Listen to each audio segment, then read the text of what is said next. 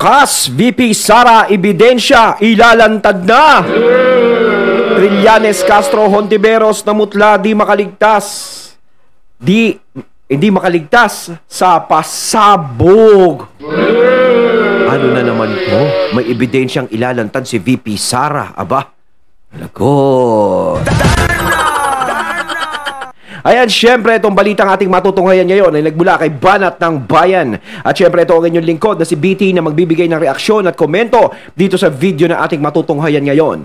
At huwag na natin pagtagalin at sabay-sabay na nating panoorin ang laman ng video na hatid sa atin ni Banat ng Bayan at bibigyan natin ng reaksyon ng balitang ito.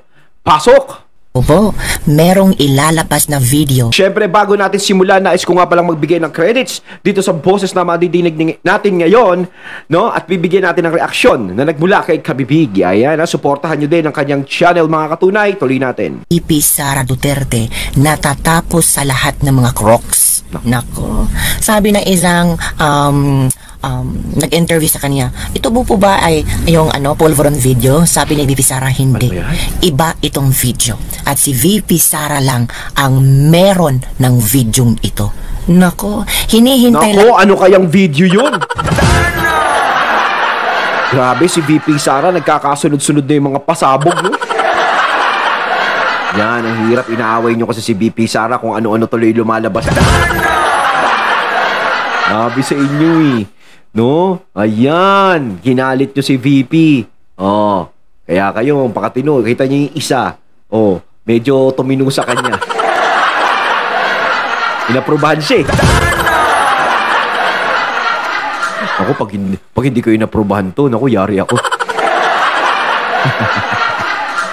Lang ni VP Sara na masali ang pangalan ng taong ito. Sino yun? Sasagutin niya at ilalabas niya ang videong mga kabibig. Ano kaya ang laman ng video? Si VP Sara talaga, pa-thrilling talaga. Pero ito Ano ba yung laman ng video? Hindi ba yan Viva Max? Ako ganito yung mga nakakatakot na ni VP Sara, di ba? Talagang si VP Sara matapang, talagang kung ano ang meron siya, is talagang ilalabas niya. Eh kung sa iba-iba yan, di ba? Ninenervyos na. Alam naman niya. Alam naman na kung sino yung babanggain mo. Di ba? Siyempre, ang hirap na banggain kung yun ang mga nasa katungkulan, lalong-lalo na sila yung magkakakampi, kung meron bang ganyan. Di ba? Pero si VP Sara, handang-handa niya talagang, torohin. Diba? Mga ganun. Toro na para matapang ang dating. Di ba? Ito ang kasagutan ng lahat na kung sino ang mastermind, kung sino ang handler. Sabi ni VP Sara, may handler yang si Risa Hontiveros, si Franz Castro, si Sonny Trillanes, may handler yan.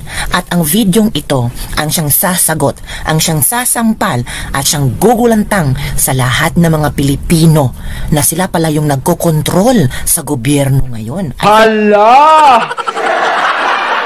Nako! Malaking pasabog yan. Alam nyo kung tutuusin, kapag may video, no? Syempre, hindi mo naman masasabing peke. Kasi sinasabi nila, uso AI ngayon. Diba? O, maaari. Pero kasi minsan, kalimitan kasi, no?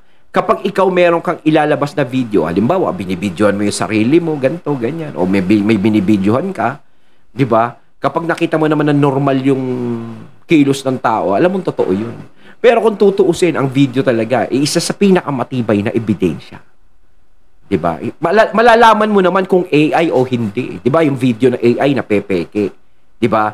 Pero tingin ko si VP Sara, kung sakasakaling meron siyang ebidensyang ilalabas na ganun, hindi para mga AI o mga peke yun. Kasi hindi isusugal ni VP Sara ang pangalan niya sa ganun. Para manira lang ng tao. No, hindi niya siguro susugal yung pangalan niya ng gano'n. Dahil kung yun ay peke, no, kung lumabas, halimbawa, may ebidensya siya, at lumabas peke, syempre siya ang masisira doon. Ibig sabihin, naninira ako ng tao. Diba? Pero hindi siya gano'n. Hindi siya mamatapang ng ganyan. Hindi siya magsasalita ng ganyan na mailalabas akong video kung yun ay ilalagay siya sa alanganin. Diba? Ngayon, kaya parang warning ni VP Sara yan, no? Kung sakasakali na anuhin siya, meron akong ebidensya dito. Kasi kung tutuusin yung mga binanggit na yan, no? Na si Castro, si Honti, si Trillanes, Yan yung mga taong akusa ng akusa sa kanya na wala naman silang katibayan. Di ba? Wala silang katibayan. Pero si VP Sara, minsan lang mag-aakusa yan, may katibayan pa. Yun ang matindi ron. Kasi ang hirap nung nag-aakusa ka na naniniwala ka lang sa mga marites na kwento. Tapos i-a-apply mo na agad na ganun siya. Iba pa rin talaga yung may nilalabas kang ebidensya. Kaya nga sila, naghahanap sila ng ebidensya laban sa mga Duterte kay VP Sara. Kaso wala silang makita. Pero si VP Sara, may mga ebidensyang nakapreserve. Diba? Ka, mga kabibig. At sabi ng ilang netizen, naku, VP Sara, para yatang exciting yan. Para masampal itong mga crocs na ito. Naku, ito mga kabibig ha. Ito yung part sa press con ni VP Sara na talagang kinulit siya ng maraming reporter na sabihin na lang kung ano ang laman ng video. So, pakinggan natin si VP Sara ha. Nag-explain siya tungkol sa video mga kabibig. Naku, kinikilabutan ako. May video pa yun eh. Hindi about sa akin, about sa kanya. I mean, yes, about sa akin. Pero, related sa kanya. May video pa yun eh. Tapos sabi nila, ako daw yung hindi mapagkatiwalaan. Eh, hindi nga lumalabas yung video. Wala nga nakakaalam ng video eh. Ako lang. Video, ma'am. Ma'am, anong video, ma'am? Basta. Kumbaga parang lumalabas dito, ito yung nagsisilbing alas ni VP Sara eh. Kapag siya tinornak ng mga yan, inipit siya ng inipit, hindi siya tinigilan. Yun eh, lalabas talaga yung video na yun eh. 'Di ba? Kumbaga sabayan na tayo. Gusto niyo akong pabagsakin? O sige, sabay-sabay tayong bumagsak, parang ganon si VP Sara. Tapang talaga si VP Sara. No? Hindi talaga matatawaran. Kita mo, babae pero malagabrela silang ang tirada. 'Di ba? Sumasabay talaga. Kaya kinukulit ng reporter, ano po ba yun? Natural hindi niya sasabihin yun. Kapag sinabi niya yun, wala na. 'Di ba? Kaya kumbaga, bibitinin niya yun. Alam natin yan, bibitinin niya yun. Ngayon, yung mga taong sabit doon sa video na yun, no? Sakaling merong lumabas, siyempre alam nila kung sino-sino yung laman nun. 'Di ba? Maaari siyempre, tumigil na kayo, ha? Merong sintron na nakahanda rito. Pag hindi kayo tumigil sa kakulitan ninyo, papaluin ko kayo. Parang gano'n. Mga pag nakita nyo kung sino-sino magsibait dyan, yun yung mga kasama sa video. Hindi, doon mo mababasihan yan eh, kung sino yung mga bumait. Sino yung bumabait sa kanya, yun.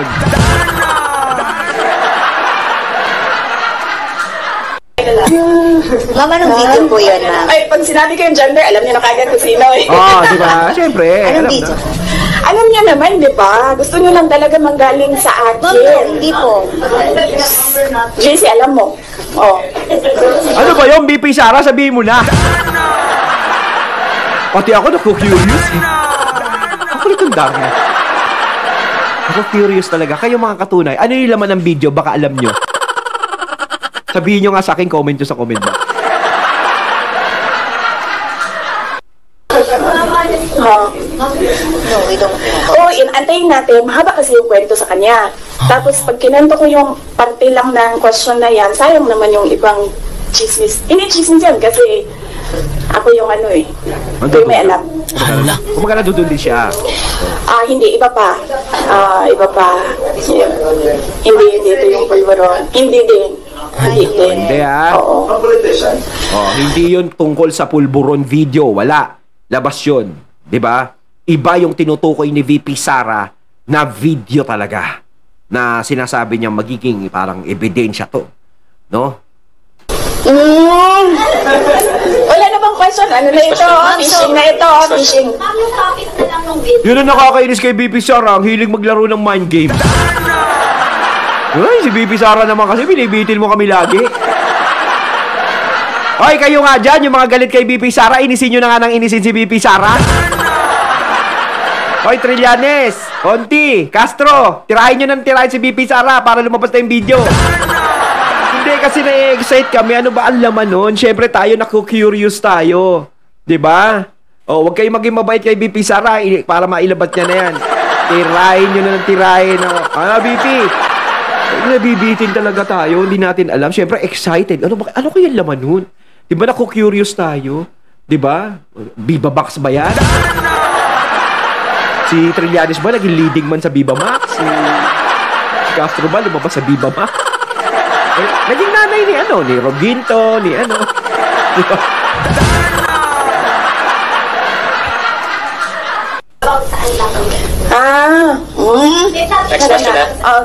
Maraming salamat. Hindi about sa akin, about sa kanya. Hala. Yes, about sa akin. Pero, directed, related sa kanya. May video pa yun eh. Tapos sabi nila, ako daw yung hindi mapagkatiwalaan. Hindi nga lumalabas yung video. Wala nga nakakaalam ng video eh. Ako lang. Ma'am. Ma'am, anong video, ma'am? Basta. Ibig sabihin, siya pa yung hindi pinagkakatiwalaan. Siya yung pinagbibintangan na ganun. Pero yung lalabas doon sa video na yun talaga ang tunay na hindi pinagkakatiwalaan. Who's that? Ma'am, anong video po yun, ma'am? Naiinis na ako, Bibi, ah. Anong video? Alam niya naman, di ba? Gusto niya lang talaga manggaling sa Ma'am, akin. hindi po. Gusto niya talaga manggaling sa akin. Nagiging babae talaga si Pipi Sara, no? Talagang ano siya, maganda siya makipag-usap eh. Di ba? Malilibang ka makipag-usap sa kanya. Hindi ka tulad ng iba, boring. Kay Castro, makipag-usap ka, lagi na kasi mango. Kala mo lagi may problema. Pareho sila Trillanes, kala mo problemado sa mundo lagi. Ano kaya kung si Trillanes tumakbo presidente, no? Tapos si Castro vice? Ano kaya mangyayari no, pag sila nanalo? Tapos si Honti speaker.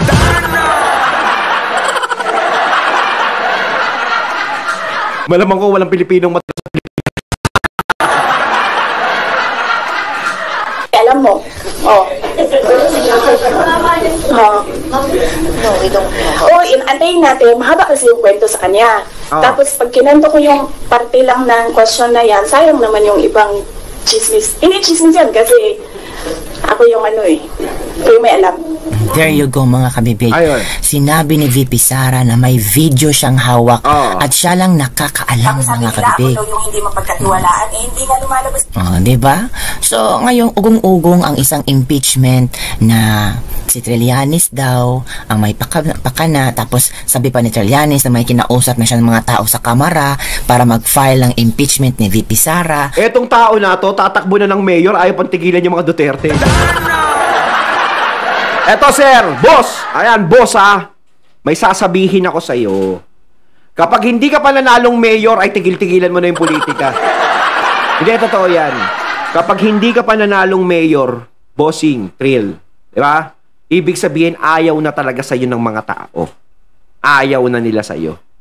Kaya huwag ka na rin mag-aambisyon na tumakbong senador. So, ang ibig sabihin din nun, is hindi na nila gusto ang nagiging action na ginagawa mo. 'Di ba? Kasi parang sir 'di ba? Parang masyado tayong nagiging bitter. Masyado kang nagagalit, masyado kang inis. Masyado kang sir, parang lahat to is nagiging suma total ay natatakot ka. Sir, natatakot ka sigurado. Alam ko takot na takot ka. 'Di ba? Sasabihin mo, sir, matapang ako Bakit? Ba't ako matatakot dyan? Hindi, sir. Ginagawa mo lahat ng paraan para ang mga Duterte o si VP Sara ay mawala sa posisyon. Ginagawan mo ng paraan para matanggal, ginagawan mo ng paraan para sila ay mawala. 'Di ba? Ganun yan. Kasi alam mo ang mangyayari kapag si VP Sara ay nakasurvive at nagtuloy-tuloy hanggang 2028. Alam mo kung gaano kalakas si VP Sara sa mga tao. No? Wala na akong pakialam doon sa mga antay sa mga Duterte. Tinitignan ko yung mga taong sumusuporta pa rin sa mga Duterte. Marami pa din. Marami pa ding sumisimpatya sa kanila. Kaya alam ko na yun ang mga bagay na ikinatatakot nyo. No? Kasi kami, iba, wala kaming makitang mali. Di ba? Sa inyo, sir, napakadami naming nakikitang mali.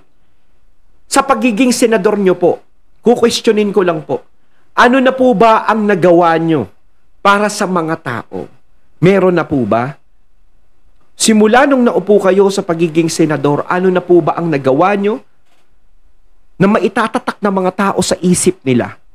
Meron ba? Wala po, di ba? Kaya hindi po kayo nanalo.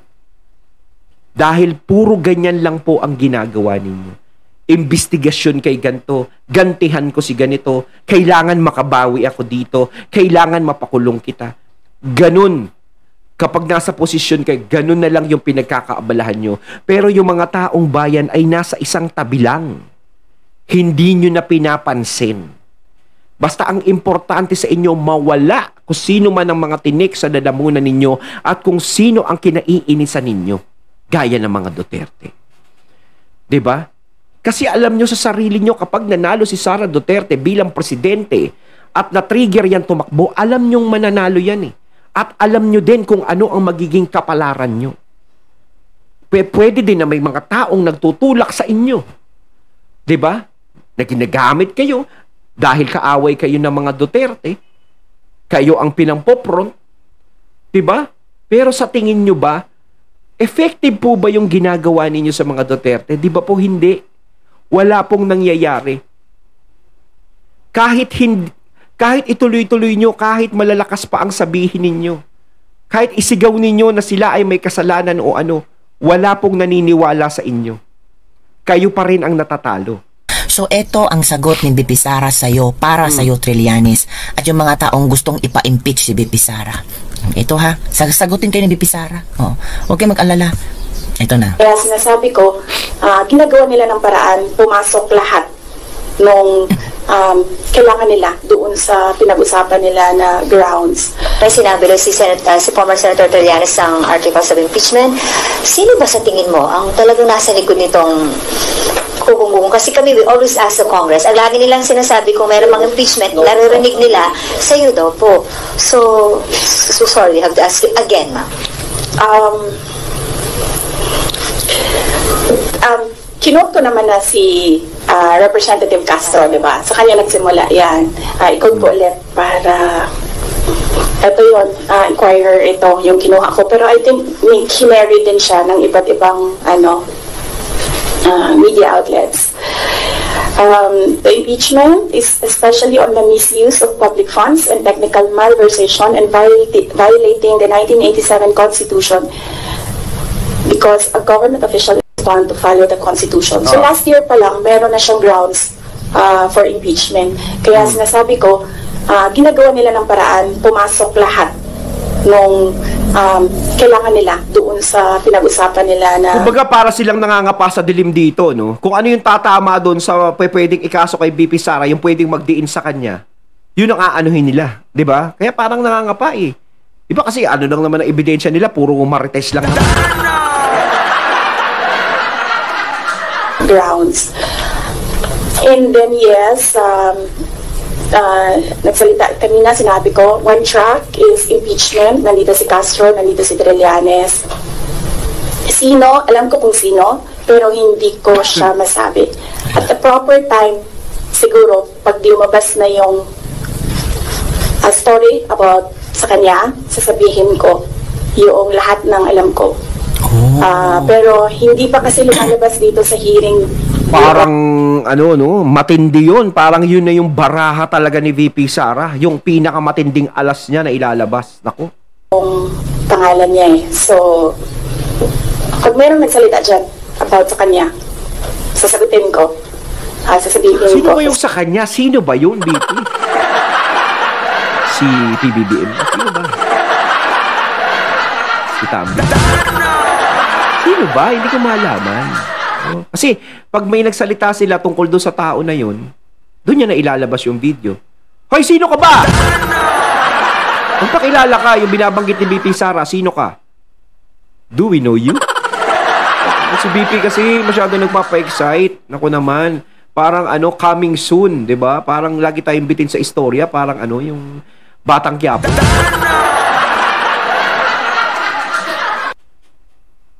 Sino? So, iisa lang ang handler ni Risa Ontiveros, ni Sunny Trillanes, at ni Franz Castro. So, merong taong nasa likod nila. Aba, parang mga talent lang sila. Kayo pala, Artista search pala kayo. Sino handler nyo? Hindi ako sa akin ang galing yan kay VP Sara.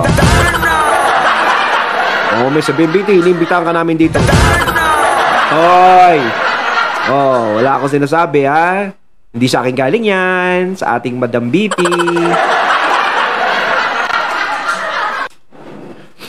May mga handler pala tong mga politikong ito, mga kabibig. Grabe naman, akala natin na magsiservisyo sila para sa taong bayan, pero meron pala silang siniservisyuhan. Parang ano, sila yung ginagamit nga, yung sinabi ko nga kanina, parang tinutulak sila. Syempre, kaaway nyo, di ba mga Duterte? Di ba? Kaaway nyo. O kayo na lumaban dyan. Di ba? Gawin nyo lahat ng paraan. Parang ganun ba yung nangyayari? Di ba? Parang may nagtutulak sa kanila. No, kasi kung sila lang talaga, parang hindi naman sila maglalakas ng loob ng ganyan eh. Pero kita mo naman kasi sa kanila, lalakas ng loob nila, di ba? Lalo na ngayon. Wala na si VP Sara sa gabinete. Oh. VP Sara, may handler.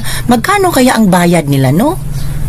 Magkano kaya ang pinapakain ng handler para kay Risa, para kay Franz, para kay Trillanes? Si VP Sara ang nagsabi na may handler itong tatlong ito para lang talagang ma-push ang impeachment. At sabi pa ni Trillanes, may makausap na siya sa kamara nang magpo-push sa impeachment ni VP Sara. Ay kahapon nga, sunog na sunog ang kamara dahil sa kailang resource person na si Gloria, sino ba yun? Si Gloria Mercado, tapos sinunog agad ni VP Sara. So hindi nakaarte si Gloria. Ako, wala yan, yung ano na yan, yung testigo na yan. Hindi ko na pinagtatatapik yan eh, sisinungaling lang. Kung papaniwala dyan, pakawala lang yan.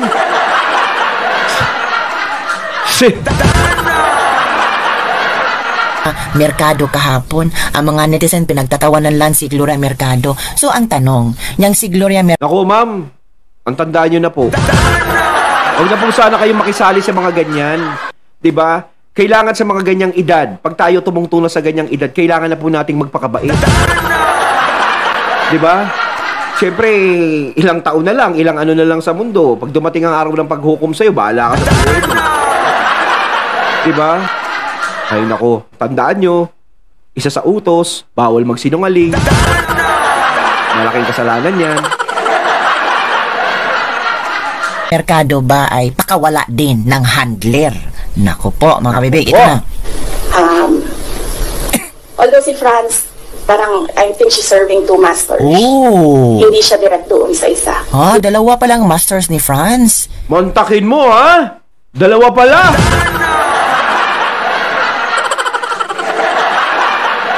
Kaya pala, ha? Ako, mga katunay, talagang excited ako dito. Alam nyo, sa tuwing papalapit yung eleksyon, tumitindi talaga yung nangyayari. Ang nangyayari is sinasabayan pa talaga sila ni VP Sara. Kung ano yung ginagawa nila, doble ang ibinabalik sa kanila ni VP Sara. Hindi nila makuha si VP Sara ng ganun-ganun. Hindi ganun kasimple. Ang buong akala siguro nila kapag pinagtulong-tulungan nila si Sara Duterte, kala nila ganun lang kabilis babagsak. Hindi nila akalain na ganyan pala kung pumalag ang isang agila. Diba? Ngayon, natataraugan sila sa ganyan. Si FPRRD na nga nagsasabi, uulitin ko, mas matindi pa sa kanya yung anak niya.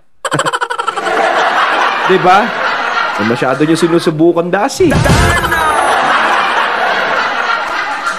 Sino kayang unang master? Sino palang pangalawang master?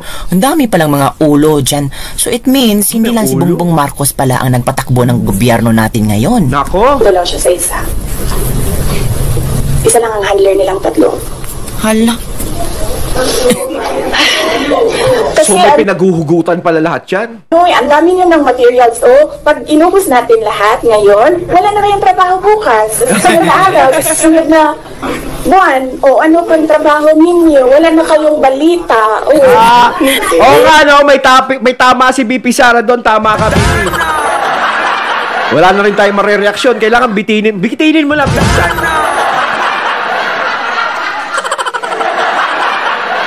Kasi pag sinabi mo, finish na.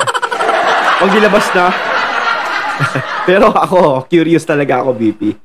Si BP Sara. Hindi. Alam niyo naman gusto niyo lang manggaling sa akin. Sino yun, mga kabibig? We know the person. Alam niyo kung sino. Gusto niyo lang manggaling sa akin. Pero mamaya na kasi hindi Meron kasi siyang kwento eh. Kasi hindi pa kasi lumalabas. Kwento. Hindi ko malabas yung kwento. Kaya muna, bitinin muna natin.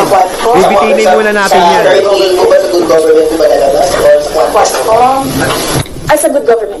About sa akin, wala naman ako doon sa Quadcom eh. I think, sinubukan natin ni Trillanes yung sabi niya, mas nasahol pa ako kay PRD. Kasi hindi niya ata ma-prove. So, tinigilan niya ako doon sa EJK. So may na-expect kayo, ma'am, na information against sa'yo doon sa good government na hearing? Ano daw, sorry. So meron kayong, yung hinihintay nyo na kwento, may na-expect kayo doon na kwento sa good government na hearing about sa'yo, ma'am? Hindi about sa akin, about sa kanya. I mean, yes, about sa akin. Si BP Sara kasi yung kanya ayaw pang sabihin eh. Laging kanya eh. BP, dapat yung mga nagtatanong, no, iniikot si BP para madulas, baka mamaya madulas. Ang hirap talaga hulihin ni BP Sara, no? Kaya yung kongreso, hirap na hirap sa kanya kapag siya inimbestiga. Imbis na si BP Sara yung mape-pressure, sila yung nape-pressure eh. Nagpuputian yung buhok. Meron ba mga nagtataasan mga BP siguro nila? Lalo na si Abante. Baka mamaya pakihin din. Oo. Related sa kanya. May video pa yun eh. Any follow-up? Video? Tapos sabi nila, ako daw yung hindi mapagkatiwalaan. Hindi nga lumalabas yung video. Wala nga nakakaalam ng video eh. Ako lang. Ma'am. Ayun, natating nato ngayon ng video. Ayan, video. Na nagmula kay Banat Tambayan at syempre, yung boses na yun na binigyan natin ng reaksyon na nagmula kay Kabibig. O yan, mga katunay ha, sino kaya yun?